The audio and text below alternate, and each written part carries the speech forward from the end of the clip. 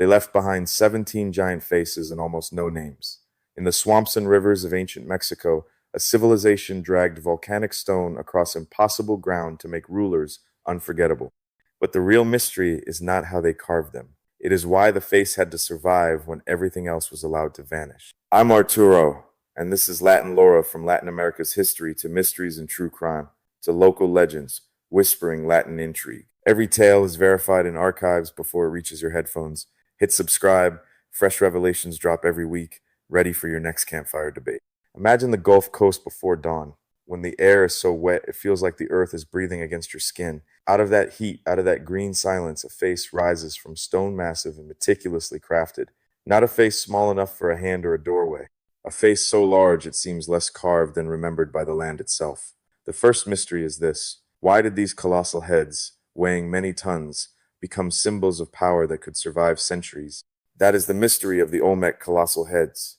Who were these elite figures whose faces symbolized authority and identity, making them unforgettable? How did their communities cut volcanic stone from the Tuxtla Mountains and move it across rivers, mud, and jungle without draft animals, freight wheels, or iron tools?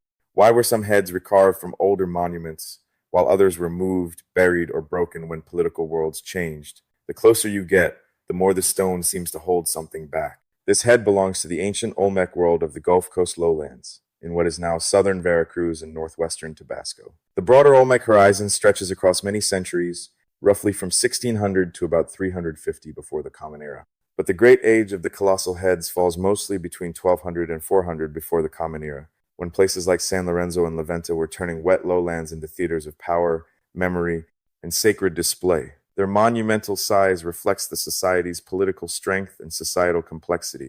This was long before the empires most people know by name, before Teotihuacan cast its wide influence, before the classic Maya left those longer royal histories in stone, long before the Aztec Empire.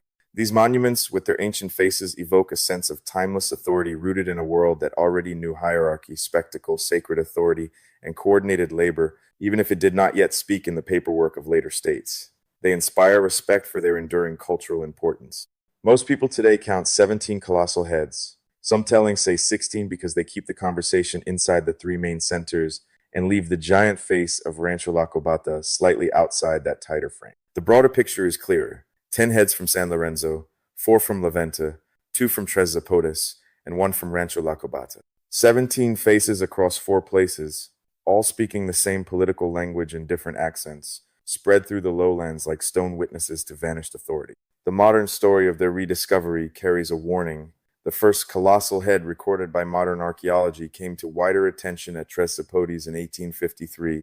José María Melgar y Serrano later described it in print in 1869. But the face was never waiting in emptiness to be invented by outsiders. It already belonged to the land and to local memory. That distinction matters because these monuments have too often been dragged into stories that begin only when Europe notices them. Even the word Olmec arrives through distance. It is not the name these people left us for themselves. It comes through a later Nahuatl term linked to the rubber people of the Gulf Coast.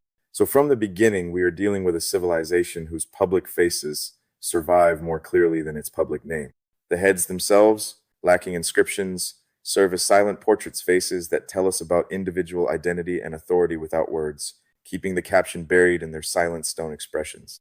And when 19th century eyes tried to explain those faces, they carried old prejudices with them. Because the features did not match European expectations, some observers resorted to comparisons with Africa, as if greatness in the ancient Americas required a foreign excuse. That confusion crawled into pseudo-archaeology and never fully died. But the ground refuses that lie. The stone is local. The sculptural tradition is local. The settlement history is local. No stranger had to arrive and teach the Olmec how to monumentalize authority. Stand before one of these heads, and the first sensation is strange intimacy. Yes, they are enormous, cut from basalt and weighing many tons. But before you think of weight, you notice expression. Thick lips, broad nose, strong cheeks, eyes set deep beneath a helmet-like brow. The surface feels human before it feels monumental. A mountain is easy to call grand. A face is something else. A face is how we know one another, how we read mood, rank, threat, grief, and command. That is why these monuments still feel close. So the first true question is not only how they were made, it is why make a face monumental at all? Why not a full body? Why not a battle scene, a jaguar, a serpent, a temple front? Why choose the head alone as worthy of such labor? Because in a society where authority lived in public ritual and embodied presence, the face was more than anatomy. It was recognition. It was a command. It was the place where office and person met in full public view, impossible to miss and impossible to forget. The strongest ground of reading is that these heads are portraits of specific elite figures, most often understood as rulers, not because a surviving inscription says so. We do not have that luxury. But the evidence left behind keeps pointing in the same direction. The heads are individualized, their proportions vary, their mouths differ, their cheeks, jaws, and brows are not copies of one template. These are not generic heroes. They are distinct public identities, frozen at a scale meant to overwhelm the ordinary body. The headdresses sharpen that reading. They are not identical helmets stamped out by habit. They vary in bands, folds, cords, attachments, and symbols.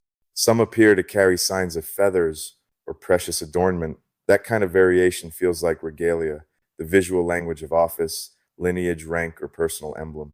Some viewers have thought of ball players, others of warriors, or ritual specialists.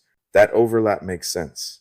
Early Mesoamerican rulership did not fit neatly into modern categories. The face may be a person, but it is also an office. That is what makes the heads so alive. They show a form of power older than imperial administration and older than later royal texts. Their politics is bodily. It lives in visibility, ceremony, repeated presence, and the disciplined gaze of a crowd. To make the face colossal is to say that some people mattered so much their features had to outlast buildings, seasons, and flesh. The face became a public instrument. A ruler's likeness became part of the terrain. Authority was not just exercised here, it was made visible. And then there is the stone itself, stubborn and magnificent. These heads were carved from basalt, traced back to the Tuxtla Mountains, especially the zone around Cerro Sinopec. That means the Olmec were not simply carving what happened to sit conveniently beside their plazas. They were importing prestige stone into a lowland world, not naturally overflowing with giant sculptural blocks. They did not just carve monuments, they moved mountains, or pieces of mountains, and taught them to wear human expression. Even the material announces power before the carving begins. Some of those boulders, or perhaps partly roughed out forms, had to travel astonishing distances. Depending on the source and route, we are talking dozens of kilometers, in some cases well beyond 60. Pause, there are no oxen straining at carts, no horses, no freight wheels are doing the heavy work, no iron chisels in the old world sense, and still the basalt arrived. The heads exist, which means the transport happened. The question is not whether it was possible. The question is how that possibility was organized, timed, and made believable. No Olmec text survives to give us the route step by step, so the answer has to be rebuilt from terrain, hydrology, stone source, and human logic. The likeliest picture is not one trick, but a chain of techniques. A boulder detached in the Tuxtlas, some rough shaping near the source to remove useless mass, then movement by sledge, roller, rope, lever, packed earth, and disciplined timing. Where waterways allowed, rafts or barges may have carried part of the burden through the wet veins of the Gulf Coast. But water never solves everything. A river helps in the middle of the journey and punishes both ends. You still have to get the stone down to the bank without losing control. You still have to stabilize a load that wants to shift, sink, or roll once weight and current begin to negotiate. That is why the transport mystery is not only an engineering problem, it is about society. To move a colossal head, you need food for workers, timber, rope, planning, and the authority to say that this labor matters more than anything else today. And I suspect the journey itself mattered politically. We modern people like to treat quarrying and hauling as backstage labor, the hidden inconvenience before the real event of dedication. But in a ceremonial society, why hide the miracle? Imagine the boulder inching across cleared paths, crossing water, and entering a center while people gathered to watch. Before the face was fully visible, power was already performing itself. A ruler whose likeness could summon that much work had already won half the argument. The stone road may have been part of the monument. Then the story twists. At San Lorenzo especially, there are strong signs that some colossal heads were recarved from earlier monuments, particularly the great stone thrones once long called altars. Those thrones were not simple benches.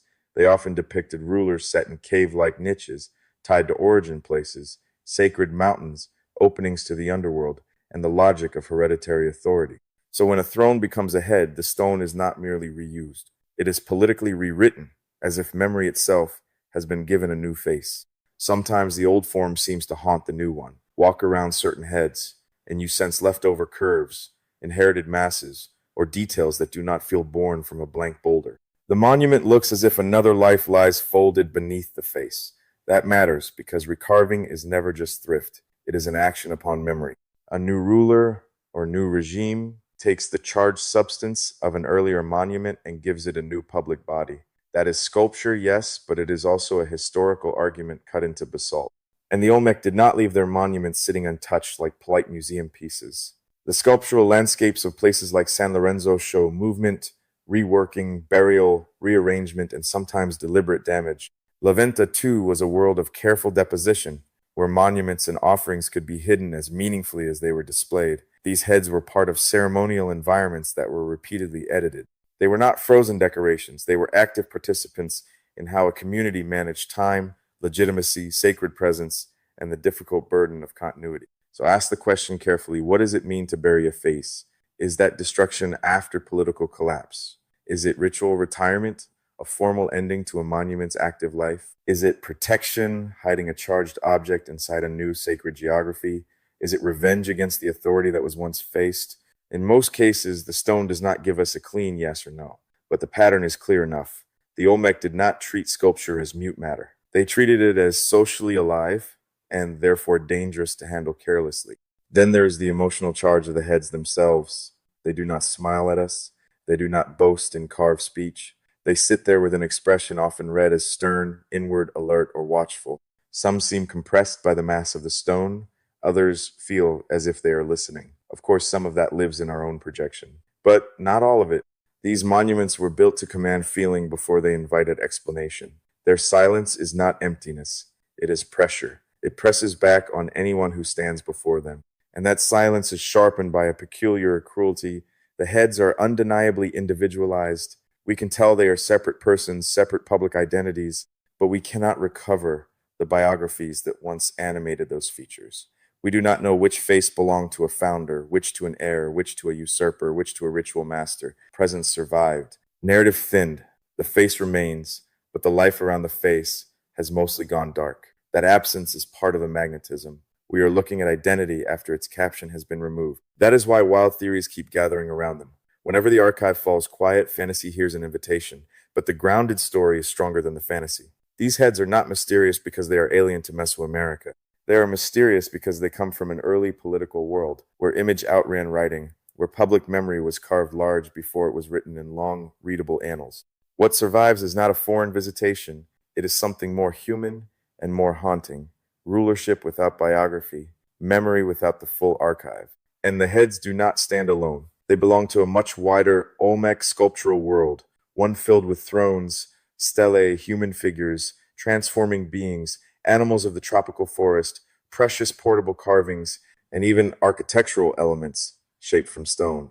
In that wider world, power, sacred origin, lineage, and transformation were already being worked into visual form. The colossal heads are the most famous expression of that language, but they are not a freak accident. They are one thunderous note inside a larger ceremonial orchestra of authority. Scale matters in that orchestra. The biggest stone monuments cluster in the great centers. Smaller places tend to carry smaller statements. That is not a decorative preference. It is politics made visible. Monument size tracks the ability to command labor, import material, and sustain public spectacle. A capital can afford greater stone, greater transport, greater daring. A lesser site speaks with a lighter voice. So when a colossal head rises in a center like San Lorenzo or La Venta, it is not just depicting hierarchy. It is enacting hierarchy in full view. San Lorenzo has carried the first great burst of this language. It rose early, burned bright, and was already fading before about 850, before the Common Era. Later, La Venta took up the charge in a different ceremonial setting, proving that the colossal head was not some one-season experiment. Tres Zapotes carried the tradition into later centuries.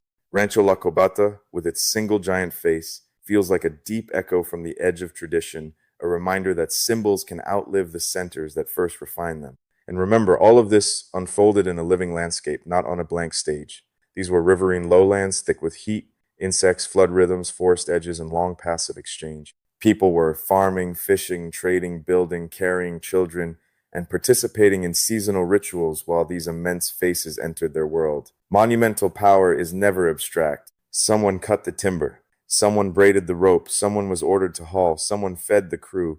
Someone watched the face arrive and understood what it meant before a single word was spoken. Walk the scene in your mind. Your feet sink slightly in the damp ground, the air tastes of water and leaf. At first, you see only the top of a helmet above a rise in the plaza, then the brow line, then the eyes in shadow, then the full face steps into view, and suddenly the body knows something before the mind has arranged it into language. Up close, the features feel intimate, almost reachable. Step back, and the same face becomes a landscape. That is not an accident. That is the mechanism of awe. Because a face is the perfect instrument for this kind of politics. Too close, and it feels human. Too far, and it feels sovereign. A full body statue can become anatomy. A face remains recognizable. It is where command lives. It is where lineage appears. It is where a crowd learns who belongs above whom. To monumentalize the head alone is to strip away what is unnecessary, leaving the part of the person most suited to memory. It is portraiture sharpened into authority. It is an intimacy weaponized by scale and made public. And there is another layer beneath the public one. A portrait is always making a bargain with death. Even if a ruler commissioned a likeness while still breathing, the stone was meant to outlast the flesh. That means every colossal head stood somewhere between sovereign display and ancestor making. Was it there to project the living presence of the ruler, to honor one already dead, to anchor succession by placing the new office beside older faces? The stone does not answer cleanly, but the question itself reveals a society thinking hard about continuity. This is where the missing names hurt the most. Once you feel the individuality of the heads, you want a biography. You want to know who first wore that regalia, who inherited it, who had to prove themselves worthy of it, who failed beneath it. You want to know whether common people saw protection in that face or pressure, whether rivals saw majesty or threat. But the Olmec heads deny us that comfort. They say, here's the public face of power, and no, you do not get the whole life that once surrounded it. Still, the stone tells enough. It tells us these societies had developed ways to transform labor into image into legitimacy, and legitimacy into inherited memory. That is not a primitive beginning. It is a serious political imagination. Too often, people talk about the ancient Americas as if civilization becomes impressive only when it leaves behind extensive written records or a recognizable empire. The colossal heads destroy that lazy idea. They prove that monumental sophistication, ideological depth, and technical mastery were already flourishing in these lowlands very early. And it is worth saying plainly, the people who benefited most from this monumental program were elites whose authority could now be made visible and durable on a staggering scale. The people who bore the strain were the communities mobilized to quarry, transport, carve, maintain, and ritually service the monuments. Splendor has a labor history. Every serene stone face rests on countless human hands, sore backs, organized meals, and commanded time. Beauty and hierarchy often travel together, and these monuments let us feel both truths at once. And yet, for all that force, the heads do not feel empty or mechanical. They feel inhabited by intention. The stone retains decisions, what to enlarge, what to omit, how to turn the mouth, how sharply to cut the cheek, how heavily to press the helmet against the brow. Someone made these choices with a specific person, or at least a specific office, in mind. The monument is impersonal only from far away. Up close, it still carries the residue of judgment, memory, and artistic nerve. This is why later communities may have treated the heads with such charged care. A monument like this does not simply become background scenery once the regime that commissioned it is gone. It keeps occupying space in memory. It remains a face, and faces make claims on us. So when political worlds shifted, later people still had to decide what to do with these giant presences. Leave them standing, move them, reframe them, bury them, damage them. Each act would have been a choice about the past and its lingering authority. Many people now meet these heads in museums, under controlled light and polished floors, far from the Gulf Coast heat that first held them. And even there, the questions arrive immediately. Who made this? How did they move it? Why only the head? Why does it still feel like it is watching? That reaction tells us something important. The heads still do the work they were made to do. They seize attention, reorganize the room, and demand interpretation. Even displaced, they remain instruments of presence. But museums also remind us of loss. Too many ancient monuments entered modern collections through disturbance, incomplete records, or contexts already damaged by time, looting, agriculture, construction, or neglect. Once the original placement is gone, the choreography around a monument begins to fade. We may preserve the object and lose the conversation it once held with paths, plazas, buildings, offerings, water, and seasonal movement. A face without its world is still powerful, but lonelier than it was meant to be. That loss should trouble us. So no, the mystery of the Olmec heads is not that we have no idea what they are. We know some essential things. We know they are early Mesoamerican monuments cut from basalt brought from the Tuxtlas. We know they were made through extraordinary planning and labor. We know they are individualized elite figures, most often read as rulers or ruling persons tied to office, regalia, and public authority. Some were probably recarved from older monuments. We know many lived complicated lives after their first installation. The real mystery lies in the unresolved particulars. Which face belonged to which ruler or ruling figure? What ceremonies accompanied quarrying and transport? Did the hauling itself become a public ritual? Why was one monument buried while another was left exposed? When a throne became a head, was that continuity, replacement, or both? How did ordinary people feel in the presence of these faces over generations? Did they see protection, obligation, ancestral continuity, a warning? The stone does not close those questions. It keeps them breathing. If you listen carefully, the deepest message in these faces may be surprisingly simple.